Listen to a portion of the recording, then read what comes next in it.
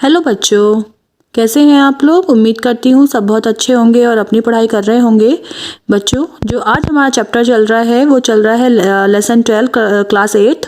और जो चैप्टर हमारा आज हम कवर करने वाले हैं वो है दृष्टि दोष। जैसा कि आपको पता है कि जो मानव का नेत्र होता है उसमें जो प्रतिबिंब बनता है, वो जो सही प्रतिबिंब बनता है वो 25 सेंटीमीटर की दूरी पर बनता है। मतलब अगर हम स्पष्ट दृष्टि रखते हैं या स्पष्ट हमें कोई चीज़ दिखाई दे रही है तो उसकी जो न्यूनतम दूरी है वो 25 सेंटीमीटर होनी चाहिए। अगर 25 सेंटीमीटर पर रखी हुई हमें वस्तु साफ दिखाई नहीं दे रही है तो इसका मतलब हमें कोई ना कोई दृष्टि दोष है। यह दो प्रकार का होता है, पहला है निकट दृष्टि दोष और दूसरा होता है दूर दृष्टि दोष। पहले हम पढ़ेंगे निकट दृष्टि दोष के बारे में, ठीक है।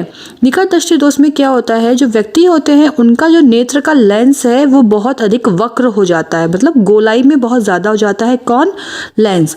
नेत्र में हमारे उत्तल लेंस का प्रयोग होता है, मतलब जो हमारे नेत्र हैं उनमें उत्तल लेंस होता है, ठीक है।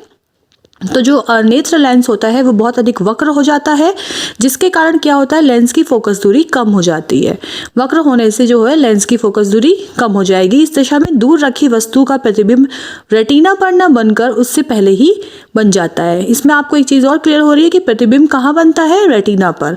लेकिन जब फोकस दूरी कम हो जाती है तो फोकस दूरी कम होने से वो रेटिना पर नहीं बनता है, उससे पहले ही वो बन जाता है। अब देखिए, जैसे ये रेटिना है हमारा, ठीक है। फोकस दूरी यहाँ पर होनी चाहिए क्योंकि फोकस जहाँ होगा वहाँ प्रतिबिंब बनेगा, लेकिन फोकस दूरी कम हो गई तो वो पहले ही बन जाता है, मतलब पहले ही बन जाएगा। तो मतलब हमें दूर रखी हुई वस्तु साफ दिखाई नहीं देती है।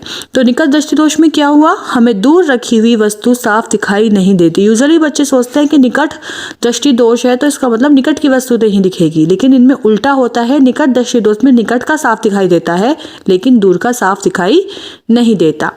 और इस दृष्टि दोष को दूर करने के लिए हम अवतल लेंस का प्रयोग करते हैं, ठीक है। अगला है बच्चों दूर दृष्टि दोष। दूर दृष्टि दोष में क्या होता है, ये देखिए दूर दृष्टि दोष में क्या हुआ।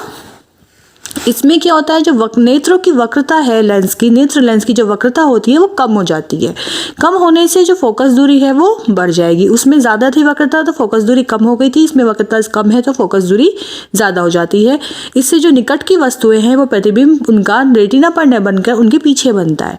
मतलब इसमें क्या हुआ, दूर दृष्टि दोष में हमें दूर की वस्तुएं तो साफ दिखाई देती हैं लेकिन निकट की वस्तुएं साफ दिखाई नहीं देती हैं, ठीक है।